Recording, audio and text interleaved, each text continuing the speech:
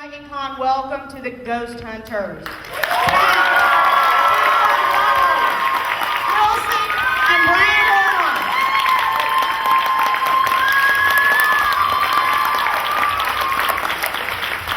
Hello. Guys, thank you. You deserve the applause. Definitely. It's all because of you guys. We've got our first question down here. I'm not getting on this. Or not as loud as I should. Hi, y'all. Hello. How are y'all? My question was, are y'all planning on releasing like a book, something that documents either your experiences or advice for wannabe ghost hunters, people just starting out and everything? We're not at liberty to discuss that project. No.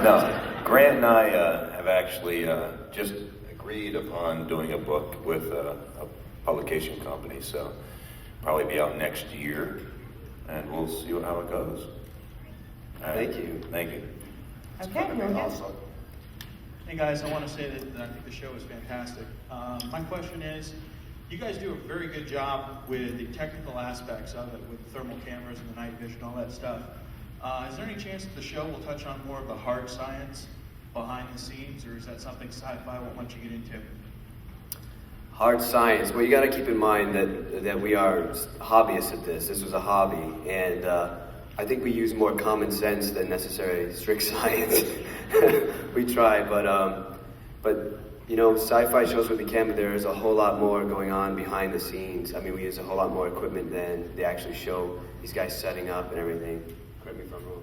No, yeah, there is a lot of stuff that gets set up, but we get it done good. And as Grant said, it's mostly, you know, your senses and your... You can hear me. You're right next to me. Oh, yeah, sorry. As Grant said, it mostly is common sense and not so much the science, but we do use what we can. And we do have scientists in the crew. We have people who work for MIT and other government agencies that really can't put their names out there, but they're involved. Hi guys. Hey, here he is. Me again. Hi, Mike. I've asked a question to you guys on the when you were doing your signing. I thought some other people might be interested. So you've got EMF detectors, which are pretty cheap and very useful. You've got your thermal imaging camera, which gets some great stuff. If you could pick other gadgets that you had, what kind of things would you like that would help? You know, not necessarily budget limited, but just what kind of things would you like? More of the same? A wish list, so to speak. Yeah. What do you think, Steve? I would like to actually get a wireless DVR system. Tell him that. That works. It works. A wireless DVR system that works, so you don't have to run all those wires. It's very hard to get it to transmit through thick concrete and some degree of steel. And Then you don't have to run cables. right. Season 1, we used a lot of the wireless, and that's why it was very grainy. And then we decided to, actually with Jason and Grant said, you know what, from now on, we're just going to hardline everything. And of course, we were like, but you know, it works out for the best. They're right. You get better quality, and it makes actually analyzing easier because it's a better picture. I think Steve would agree with me to this air ion comment too.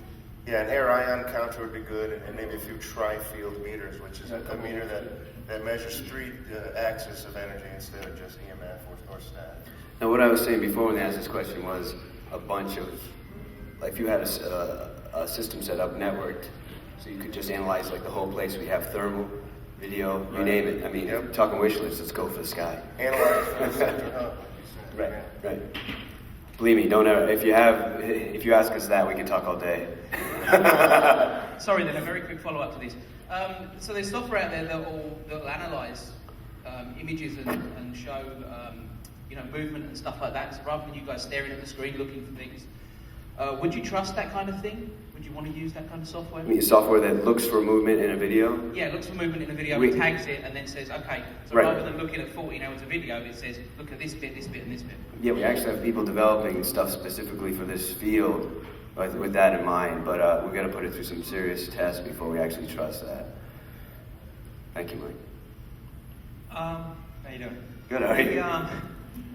First season, you had the one member of your camera crew, the sound crew, got slammed with all of his equipment. Yeah, Frank, And yeah. You followed that up the next week, and he was really freaked. I was curious as to, like a year later, how that was still affecting him, and if you've ever seen anything like that as far as the effect on one of your crew, TV or behind the scenes. Well, Frank went from a total skeptic to a total believer. In no time flat. from the armory, and then he ended up leaving us and going his merry way because he had a hard time with it.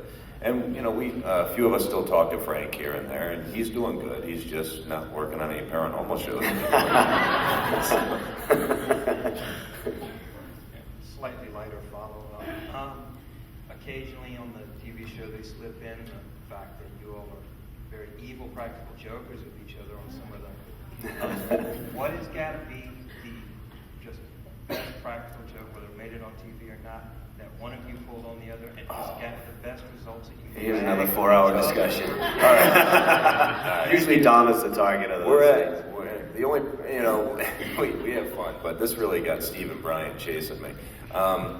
We were at the New London Lighthouse, wasn't it, Steve? Lighthouse Inn. Yeah, New London Lighthouse. And they're all the way down this tunnel, and I walk up and I grab a wicker chair that's there, because the wall's here and they're down this way, and I throw this wicker chair, and they're scared because they don't, because now they're in the end of a tunnel, and whatever happened and they're only way out. So, well, I take off hauling, and me and Grant run upstairs and we chill out.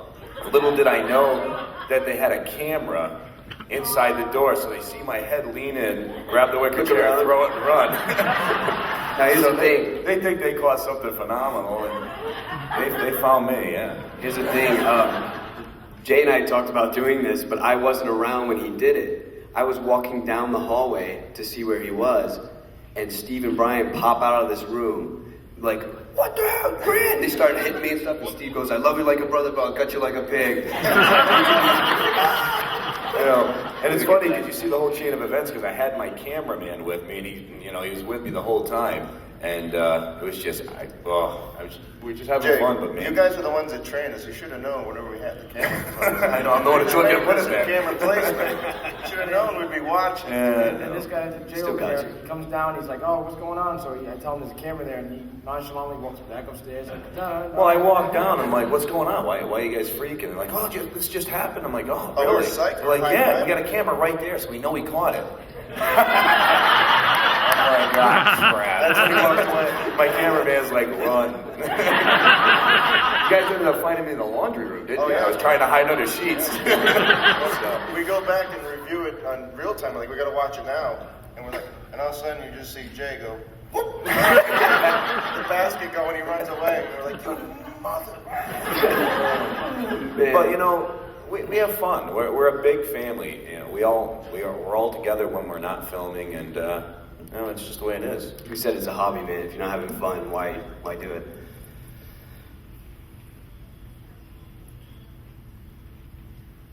This question isn't quite as much fun. I was just going to ask, is there a way to tell a legitimate orb in a photo from dust or a bug? If it's an orb, it's... Why? Just kidding. No, orbs, there's two schools of thought on orbs. We've been able to reproduce every orb that we've ever caught or seen caught by anybody except for one. It's called plasma lights. They're naturally occurring phenomena. Some people call them will-o'-the-wisp, things like that. It's just a type of lightning. Nothing paranormal about it. But then the other school of thought is, you got people that judge the color of it and the border of it and things like that to determine, I don't know, how old it is and if it's mean and stuff. So just check it out, do the research and decide for yourself, what you believe. Has anybody ever been attacked by an orb? I guess we're good. Get a Swiffer. You'll be all set.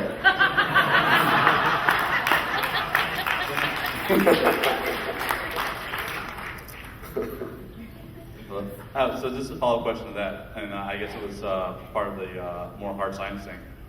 Have you guys ever thought about doing segments on your show where you reproduce that and show people that that this stuff is all reproducible and there's not actually...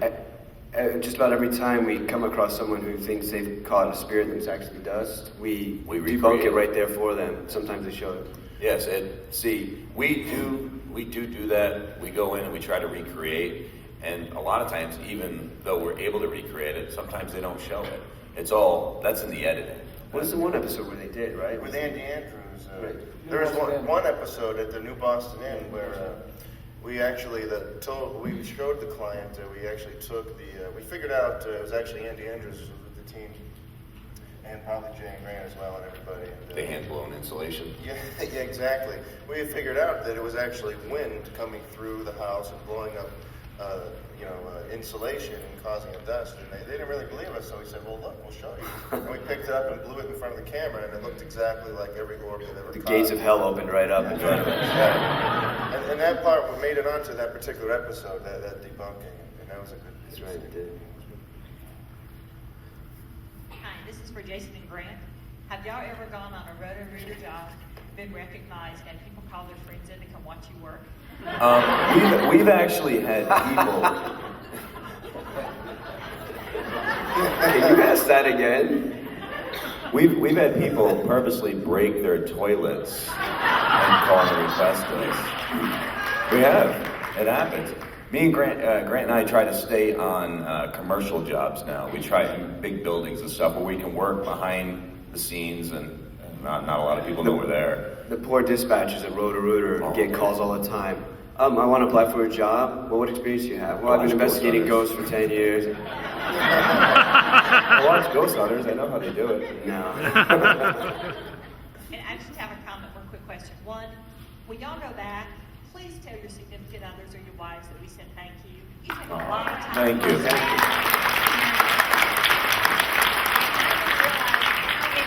Website kids. I emailed you once. I happened to cross you and said, please thank your wives for this Thank and you. everything, because they put up with a lot. You have no idea. I have no idea. Grant's wife's home with 3 boys. Mine's home with 5 children, and they're troopers. Have they ever seen an episode? Have you ever told about something where they said we want to go, or they say no, this is your thing? You know what? They pretty much let us get out and do our own thing. It's tough bringing the wives because if we ever brought them on a case with us, well, if anything's going on, I'm throwing Grant under the bus and getting my wife out because I got 5 kids at home. Fair enough. So by leaving our wives at home, we can all care about each other the same, and we're not taking anybody more important. Thank you I very appreciate much. that. We will. I certainly will. Okay, for the gentleman that has 5 kids, did you figure out what caused that? My 5 kids? I guess I need to watch more TV. My question is, have you guys ever thought of taking a Tesla application and just kind of stirring up the atmosphere and kind of be like a hard scramble doorbell? We've actually we've messed around with air ionization. That's about the safest way you can do that without blowing people up and stuff with Tesla stuff.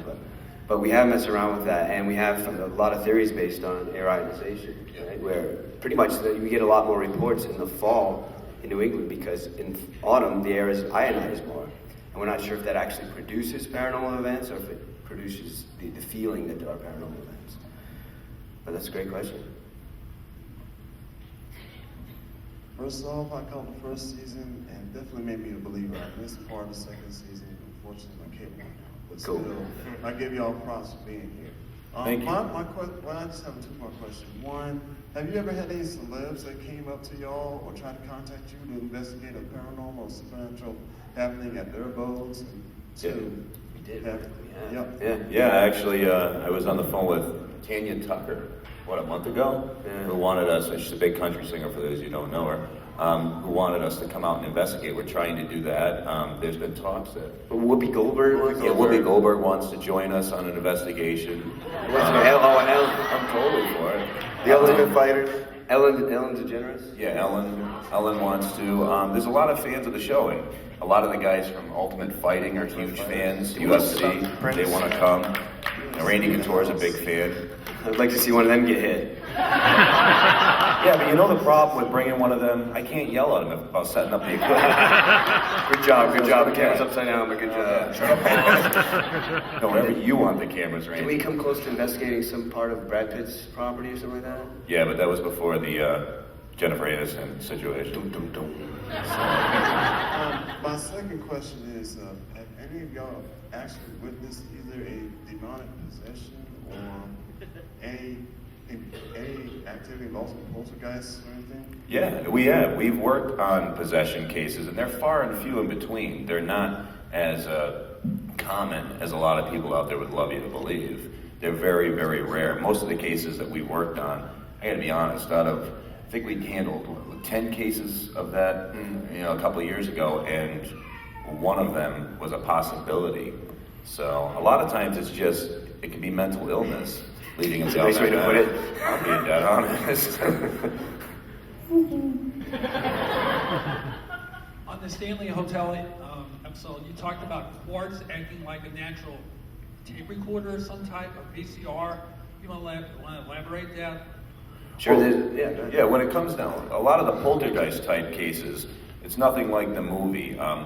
Actually, usually it does involve a child of the female gender, and when you remove them from the house, the problem stops.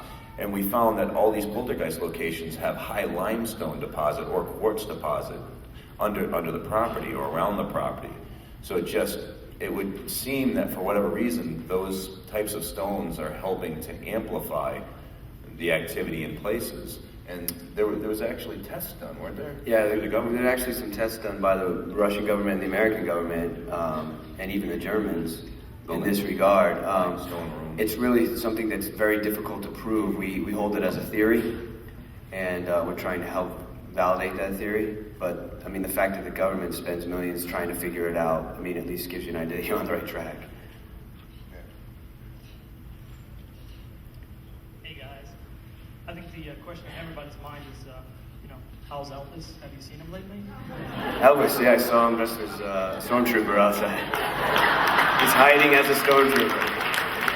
No, but honestly, actually, my real question is, who do you know who to trust? Like on the luxury ship when the sheets were pulled back, that could have been hotel staff, or that could have been somebody on the camera crew, maybe. No idea. Because it would behoove them, for something interesting to happen that they can put on TV. No, I have my suspicions on who did We've that. never gotten pressured by the production company or anybody to have good results or anything like that. And when it comes down to production, our cameramen, they all have to be accounted for. So they actually have their own base unit that they have to be at, whether it be the assistant cameraman, the assistant audio man, whatever. So, but no, we've never had any. Our crew's been awesome, but I do have my own suspicions on who pulled that, and I know you guys do too. Yeah, but like Steve was saying before, I mean, he makes sure he positions the cameras in such a way that we cover anyone coming in and out of the room. And that situation was ridiculous. All the activity was one end of the ship, and this was like some solitary room where any guest could get to. 1,000 feet away. We couldn't lock the door because it took 2 hours to find the lady with the key. It was ridiculous. Well, I just wanted to know, I know y'all are ghost hunters, but have y'all ever had to do any ghost busting in case y'all ran into a hostile ghost, Ghost busting? What, with trying to remove something or remove a spirit? I'm not walking in somewhere with a Hoover to my back. That's what you're asking. There have been cases where it's been negative and sometimes violent, and we've had to deal with that. Yeah. Well, we actually, it matters the type of haunting. If it's an inhuman haunting, we do have connections with priests in different churches and different religions, so we can bring them in. Pretty much, we want to find out what religion you are and take whatever that faith is and find the person in that. We're not going to. I don't want to take a Jewish man and drop off my born-again Christian friend. Yeah, it's probably not going to be good. And one more thing, on Ghostbusters, how's that trap work? How you throw it on the floor and has that suction? Wrong people, man. It's a toaster.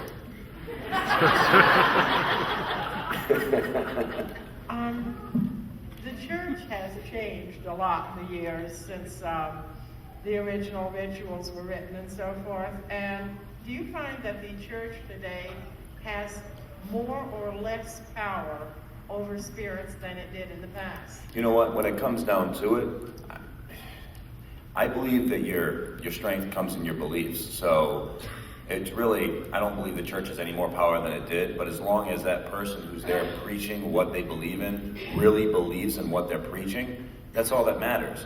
Because I've seen born-again Christians, Catholics, Mormons, pagans, all do their own ritual. And if they believe in what they're saying, it seems to work for them. Yeah, it comes down to the individual.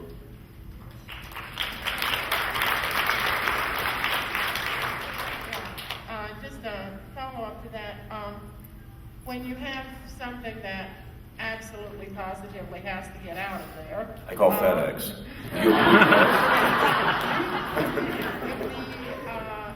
If religion does not help, how do you get a spirit out? That's a good question. Yeah, because if it's not an inhuman and it's just a spirit and it doesn't want to leave, there's no way to get it to leave. You might have to leave yourself. So, or you learn to accept it, correct? I actually did a case study probably about a year ago in about 40 or 50 different places, and we actually found that the way that works actually the best is what they call verbal forced removal by the client, where they just empower themselves to take their house, take their place back. Don't be scared, don't pay it attention. Tell it every day you want it to leave, and eventually it may work. That seems to get the best results. We've had a lot of good results with that. And I tell everybody that if they have a spirit in their home that they want to leave, that they should sit around as a family around the table. But everybody needs to be there, and they need to say, you know what, this is our house. We want it back. We don't want you here anymore. And I've heard a lot of times it works. And every day just progress the aggressiveness of start off and talking. Maybe by the end of the week you're kind of not shouting, but saying, listen, I'm not going to tell you again. This is my house. And you'll find that a lot of times it'll be like, it's funny. No, just kidding. And a lot of times you'll find that it does work. It does. It does. Either religious provocation or just standing your ground works every time. We have a really special gift. Oh, look at this. Well, Very I familiar. do have a special card for all of you. Because since yesterday you gave me a hat, I have a special card for you. Oh my God. Thank you.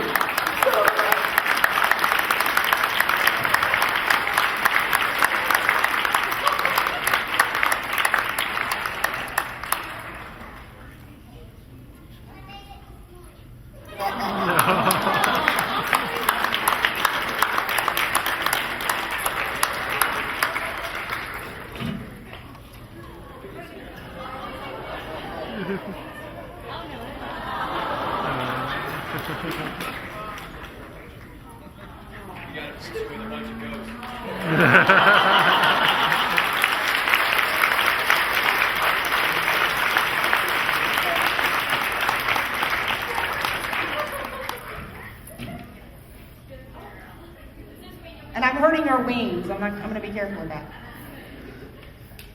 Thank you very much. She's saying y'all really loved it. Oh, love you too. So cute. I don't think I can top the cuteness factor on that You can't even come close. You don't look like you're even trying. No, just kidding. one. My question is there any particular reason why you film at night versus the day? Is it just easier to pick up any activity, or is it just easier for paranormal activities if there's any present to manifest? Well, there's a couple different reasons. First off, most claims of paranormal activity are in between the hours of 8 p.m. and 6 a.m. So, of course, we're going to be out there trying to look for the activity at the hours that the people mainly experience it. But also, for whatever reason, and the way I look at it is it takes a spirit a lot less energy to manifest itself in pure darkness than it does in pure daylight. I can turn on the brightest of all flashlights during the day and it doesn't make any difference, but I can turn on the dimmest of all flashlights in the dead of night and it makes a world of difference. Right, and you have, you've got, we typically catch two different types of entities. Some that give off some sort of light and some that are just shadowy. And the only way you can catch both is if you turn off the lights and use infrared, because you'll catch everything. Any small light shows up bright, any black shadowy thing that runs by you catch. And also it's a hobby. I mean, that's when we had free time. Thank you. Okay. I swear to God, we're not stalking you. No. But I was wondering if you guys would ever bring a fan onto the show? Oh, we've been talking with Sci-Fi about a contest for like 2 years, trying to get somebody on the show. We would love it. Are you kidding? That'd be awesome. But there's, legalities, so gotta go through that. They sign away a lot of things. Yeah, pretty much Their they're soul. us. They belong to us. Their soul. Their soul. I was just curious. I know you've all had your favorite investigations, but do each of you have a dream place you'd love to investigate that you've never been able to? First off, I want to compliment you on your haircut. Yeah, you're welcome to join what we call the Brotherhood of the Blade. Of the Blade. Shoot, I forgot what he asked. Place we have. I want to go to Amityville and debunk the ever-living crap out of it. Absolutely. That's what I want to do.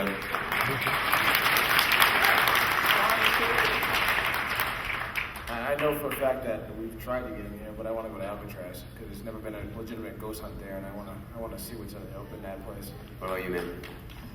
I want to go back to the Bedford Armory. Yeah. Take one in the chin for the team. All right, 2 questions, please. Jason, in the Stanley Hotel investigation, when you were awakened by the glass on your nightstand breaking and the closet door activity, how were you able to go back to bed afterwards? No, it's funny. Why would I run from something I'm there to investigate? No, I'm just kidding.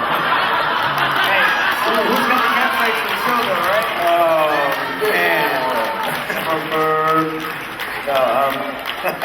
Well, who's got the catchphrase for the show? What? So who's got the catchphrase for the show, though? All right. Anyway, I wouldn't run from something I'm there to investigate. The glass cracking, that startled me, but I was still asleep, so I really didn't know what happened. The door opening and closing by itself was kind of creepy, but you know what? There's no reason to run out of there. I'm not hitting you, I swear, man. Just No, it was just I wanted to be there. I wanted to see more happen. Hey, I ran from a ghost, you guys ran from bats, that's fine. I'll run from bats. I won't. Rats are not supposed to have wings. Bats, call them out. Let's do it right now. Ding ding. Round 1. Second question. Sorry. You've mentioned that in the 3rd season you'll be investigating some places in the UK. Yep. You're going to visit any of the sites that most haunted? Yes, we've already done Yeah, it. we went to one place that most haunted, investigated, and we performed a real investigation. It was great. It should be a good show. You guys shouldn't go there. What? You guys shouldn't go there. And that stops any time most haunted ever coming and visiting Dragoncon. Yeah. Well, don't put our tables next to each other. Are you kidding? I'd love to meet those guys.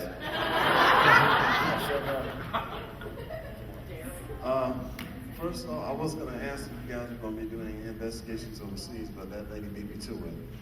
Secondly, to the gentleman that asked, have you seen Howes and Howes? Have you seen him lately? Myself, I was going to ask the same of either Biggie or Tupac. What is that? Biggie and Tupac. Oh, yeah. I believe Tupac's still alive. And dressed as a stormtrooper. Hi guys. The first season, you guys had used the demonologists more. Keith and Carl. Yeah. And also had the girls with the divining rods come in. Heather, more often. And I'm wondering why you chose to feature that less often in the 2nd season. It's actually not that we chose to feature it less often. It's just Heather's schedule changed for her work environment, and she can still get out, but she mainly tries to stick to home cases because when you're filming the show, you're on the road for long periods of time. And Heather's a single mom with 3 children, and so she's doing the best she can. Keith and Carl, still great personal friends. We meet up with them all the time. Again, same thing with them. We bring Keith in on a situation that we feel we might need Keith. I don't want to bring him on everything because he's got a work schedule and a life as well, and a son, and he's trying to do the best he can. He's got a special needs son that is getting bigger and stronger, and so he's got to really focus on helping him out. Harder to deal with. I absolutely loved when you guys went to St. Augustine because I lived there for So did we. 3 years. And it was great when you guys went to the lighthouse. All my friends keep on talking about that. But what I want to know is if you had a chance to see the other supposedly haunted places, like Flagler College. They tell stories all about Flagler, and I didn't see you guys feature that. I was wondering if you had an opportunity or were interested in going back and doing something. We certainly like saw a that. lot of allegedly haunted places, but Flagler wouldn't let us in. As with the fort. We did attempt. And, the lighthouse, it was funny, we weren't even going to do an investigation there.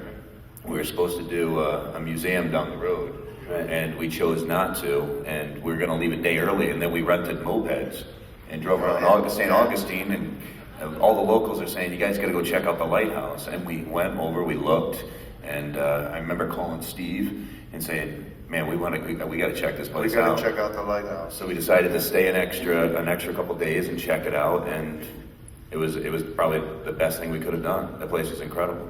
And the funny thing was, a lot of the alleged hauntings happened in the house itself where the lighthouse keeper stayed. So we set up almost all our cameras in there. And we set up one camera in the lighthouse, and that's where all hell broke loose. And it's like, figures. Thank you.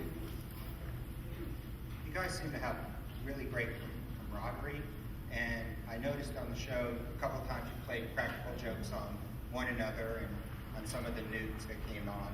And I was just wondering, what was the best practical jokes that you played?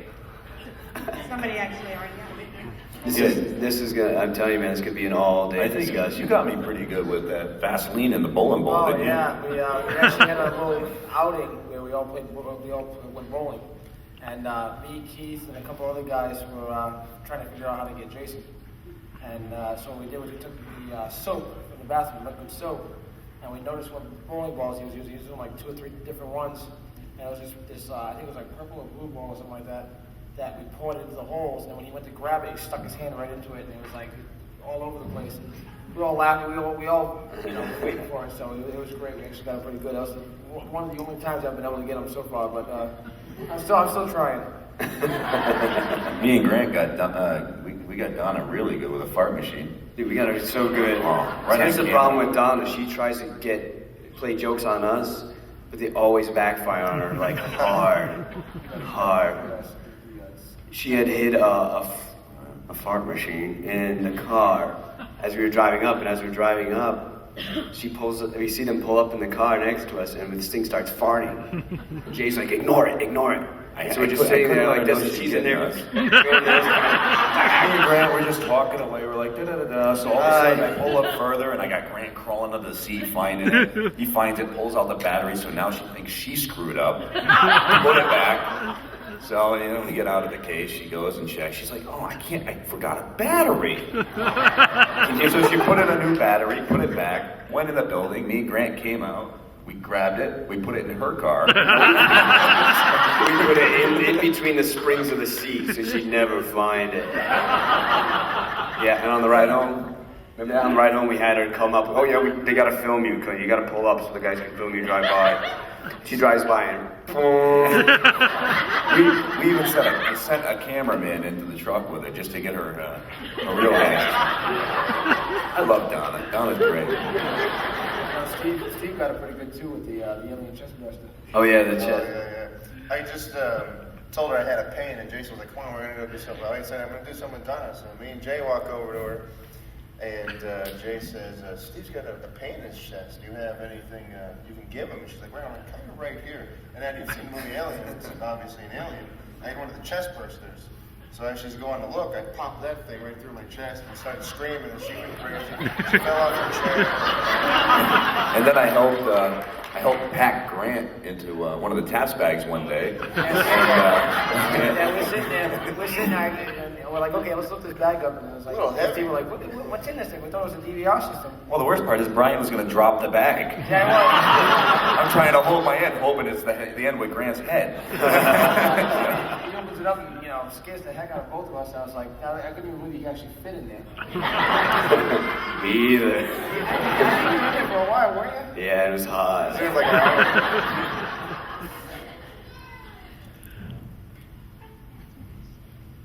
In a book titled Spook by Mary Roach, she investigates kind of paranormal activity, Mhm. and at one point she investigates electromagnetic fields. And her experience was that, and I think there were some scientists studying it, that electromagnetic fields increase hallucinations. Yes, that's Yes, very Have true. y'all- there's many things they do. They can create nausea, Skin irritation. Yeah, skin irritation, rashes. Oh, we had that case? Yep. Dizziness, a lot of different things, and we have found that. Yeah, the case we did last season, right? Yeah, right up to Was, you. In Massachusetts, New Bedford area. yeah, he had high EMF readings in this one area of the house, totally exposed wires and everything else, and that seemed to be where they always saw this black shadow, but there was nothing really going on in the home. Yeah, like me and Steve were investigating, we were coming down the stairs, and usually, on the EMF detector, you get like a 0.3, 0.4 when nothing's there. I was getting a 30. So I was like, I don't know what's going on. So Steve was like, check out that electrical box underneath the stairs. I was maxed out on what, 210, 220? Yeah, it was crazy. It was Yeah, pretty much anytime there's a report of someone just like feeling creeped out in an area, you scan that with EMF and you're gonna find a high reading, and you just gotta fix that electrical problem, and paranormal activity goes away. EMF hypersensitivity. Right. Is what it's called. And just kind of out of curiosity, if you weren't here, if you were here as a fan, who would you be here to see, or as a fan of? very easily David Cross. I'm a huge Vader fan. I got the guy that does the voice of SpongeBob. I mean, Squidward. That's it. Squidward. I'm big on Proust. He's that's about it. I do as well. George Romero, but I've met him before. But he's who, I've been eyeballing him not in a weird way. All weekend. Like, I'm right next to But I'm also a bigger fan of this little girl right here. Yes. That person wearing the Itachi costume. Okay, my tub is still messed up. Plunging. Okay. Has anyone ever approached you to do a comic book or a cartoon? Yes. Yes.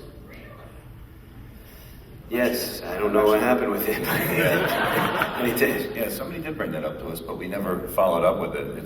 There was We've been going for a year and a half straight now with productions. So. Some of the ideas they brought forth were pretty funny. Remember where it was like you and I as kids, like running around trying to devote stuff? Grant and Jay. Jay's still bald. The early years.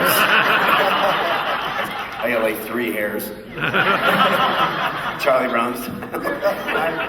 I've actually got a comic book coming out in 2 weeks. A friend of mine, he's in the comic book business, and I didn't do any of the work, and it's just all about like spooky stories and stuff like that. But part of the comic book itself is going to be called Wheezy's Tales of the Spooky. It's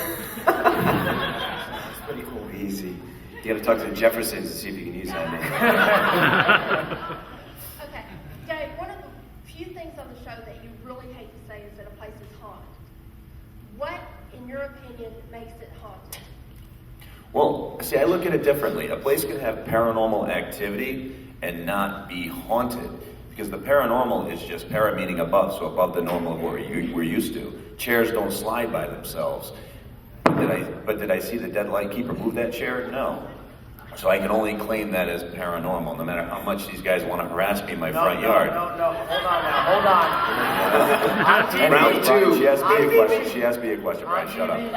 So, anyways. You said it was haunted on TV. I was outnumbered. You were outnumbered. Don't even give me that crap. But anyways, so, but I look at it as you can have a place that's haunted, or you can have a place that just has paranormal activity. Or you can have a place that has nothing. So hopefully that explains that. It took me 4 years to actually have them say it was haunted. Shut up, Brian. I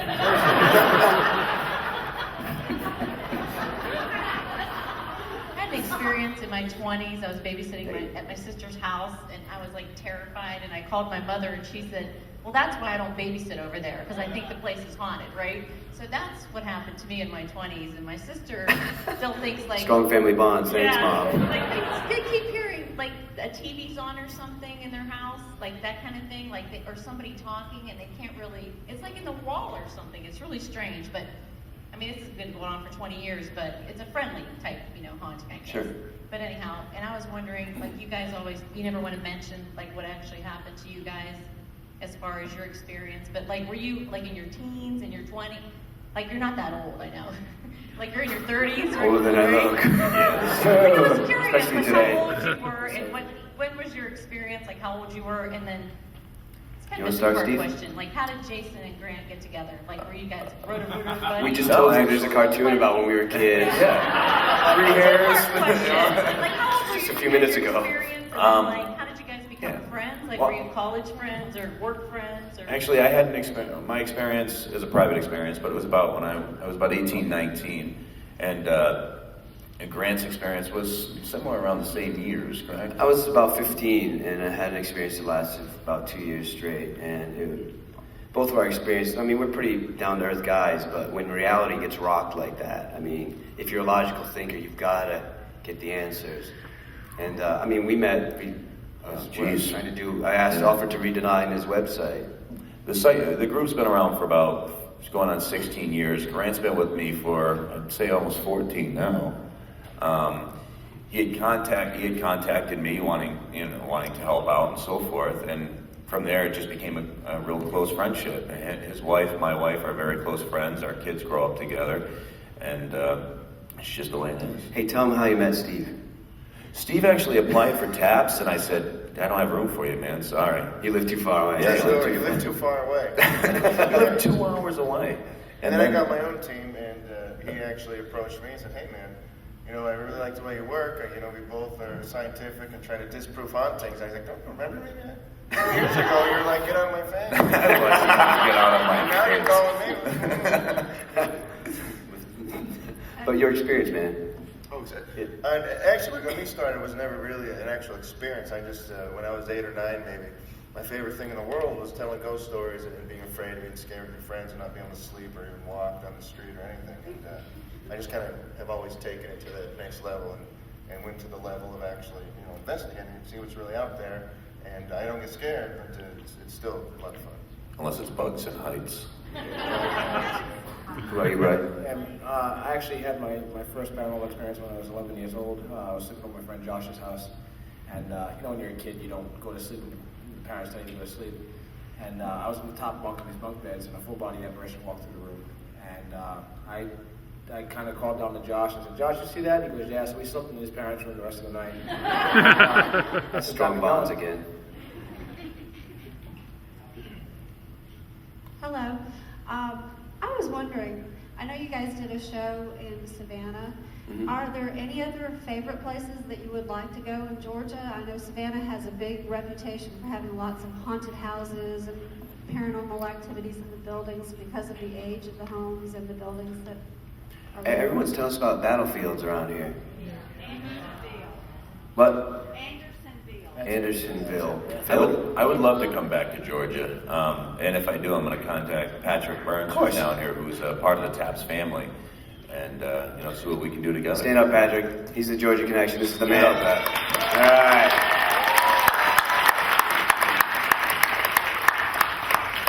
Don't get a chance to say hi to Patrick. He's great. He's great. Hi there. I wanted to thank you guys for coming to Atlanta, and I hope we'll look forward to seeing you again next year. I thank Atlanta for having us. Yes. I was going to ask you what you thought of the most haunted show, or what I like to call panicky Brits in confined spaces. You know, I think I already voiced my opinion, but I'll let the rest of them do it. Are there any other shows in the past of ghost hunting or paranormal nature that you guys have seen? And I'm just curious what you guys think of it. Encounters and sightings. Yes. One of my favorites. Like, Yeah. That's all I watched when I was 16. Yeah, it was really sad when they pulled it off of Sci-Fi during the day. Yeah. Sightings was probably one of the best shows out there. Hey, Most Haunted is, you know, it serves its own purpose. They Makes could be us the look nicest better. guys in the world. You know, we don't know. Yeah, we know. Yeah, that's why I say I'd like to meet him. Me too. I have 2 questions to ask again. It's that cute guy from before, remember? That guy trying to be cute? No. But my first question is, have you guys ever brought out a Geiger counter? I mean, I don't know what to expect, but have you ever As tried? long as you zeroize it, right? Yeah, you got to zeroize it first. No. We have used Geiger counters, and it actually made it to air a few different. In the St. Augustine episode, we used the Geiger counter, and we almost used it, or we attempted to, in episode 7, season 1, which was at the Bedford Arbor. at the Frank level, so. All right, and my second question is, did you ever go back to the psychic who gave Jason and Grant a reading and try to investigate what's going on with that? Well, so, he lives in Arkansas. We haven't really gone back to him. It's a heck of a road trip from Rhode Island. But I haven't gotten back there yet. I would love to get back to Arkansas. Yeah, I'd like to meet him again. He was very interesting. Carol looked a little, off color, like a little He's a great different, guy. but he was super nice, really cool, and he was very receptive to our methods too, like EMF with the psychic, and he was really cool about the whole thing. Yeah, Did he's you big actually time say into he working looked too. off color? I don't know what that means, but I said it. He looked black and white? Yeah, he was a little green. And the eye that didn't dilate. That was weird. Sorry. I'm a people watcher, sorry. I was wondering if y'all have ever used EVP. Oh, EVP. That's the man to talk about EVPs. You can see that in every episode. EVP stands for electronic voice phenomenon. It's disembodied voices captured on. What? Did you ask if we use it? Yeah, all the time. It's one of our primary means of evidence collection. Have you ever seen the show?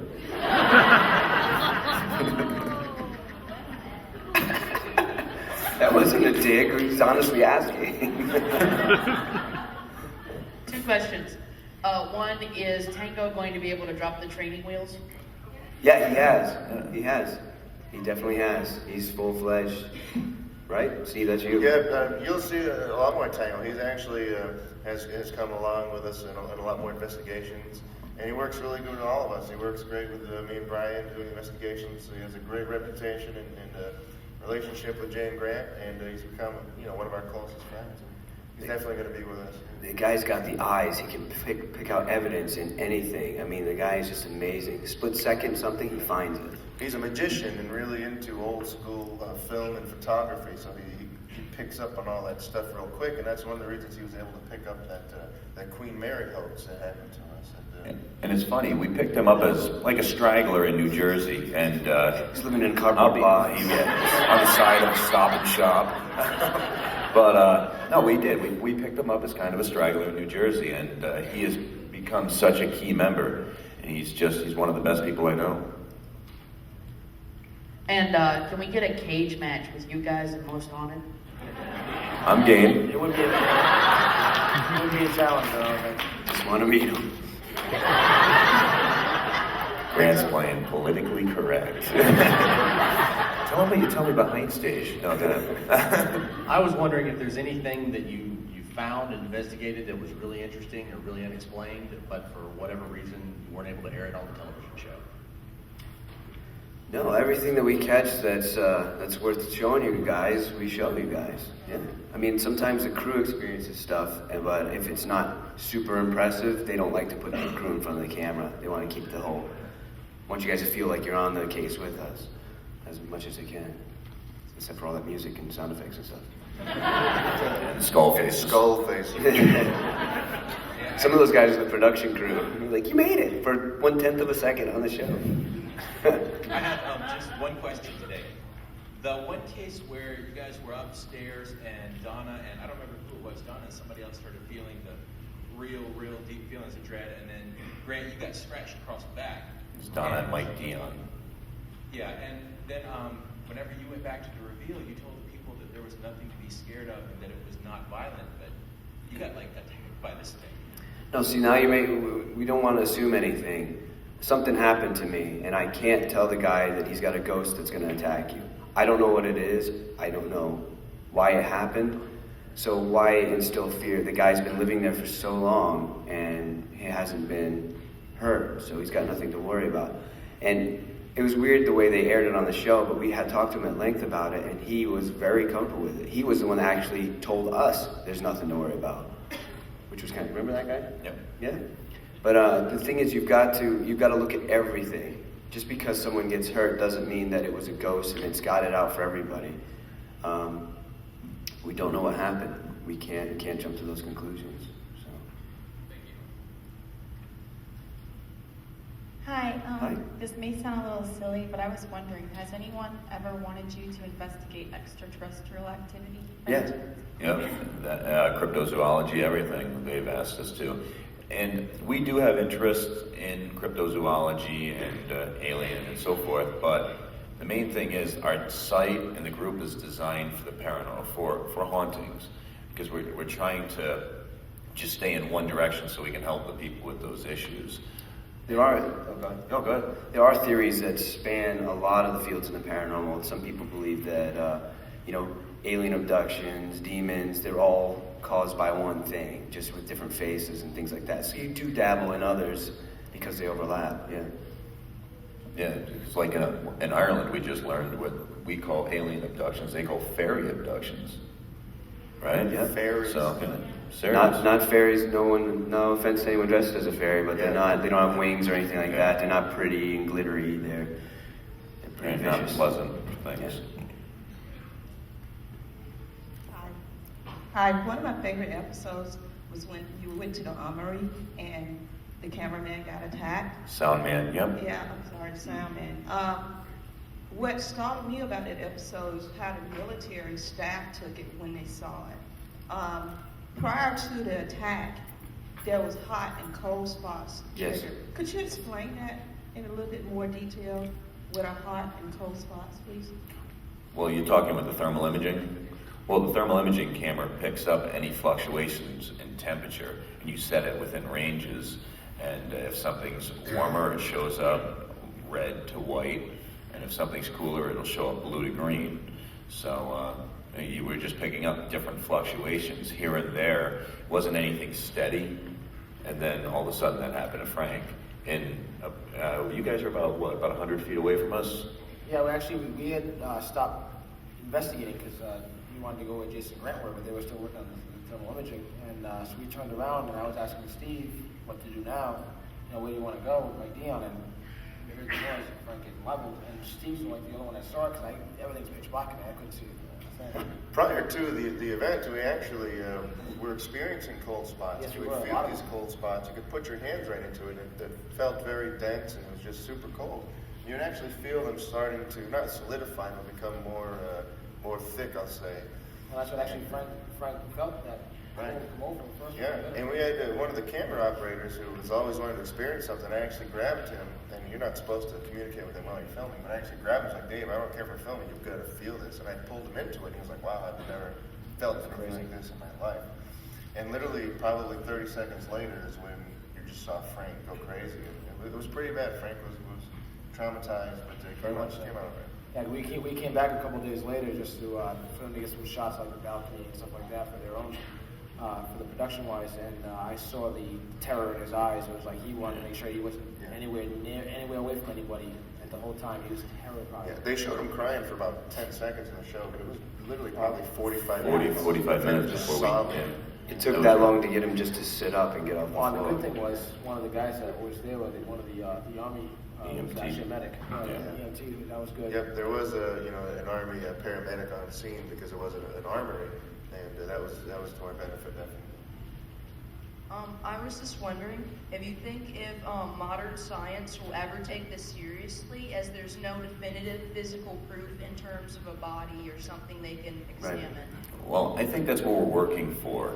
The main thing here is you've got your skeptics, you got your people who are believers, and you got the people who are lost in between. And I think what we need to do is we've got to stop this bickering back and forth on this and that, and just say, you know what, everybody, let's just meet in the middle and try to work together to understand what is going on in this field. It's definitely no more bickering. Let's just make it work. It's definitely our goal, but first thing you got to do is public relations. You got to get these guys to think it's worthwhile. And if we can plant that seed today, and 200 years from now, they finally accept it and figure it out, then we've done our job. Yep, absolutely.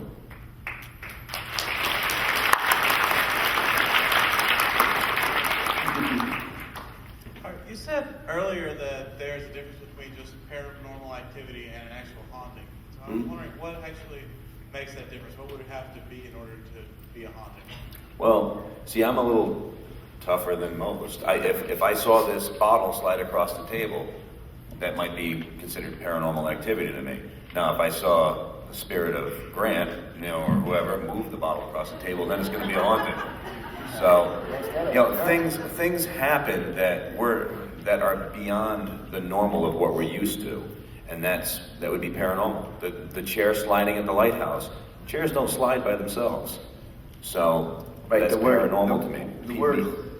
The word para just means above, so above the normal of what you're used to.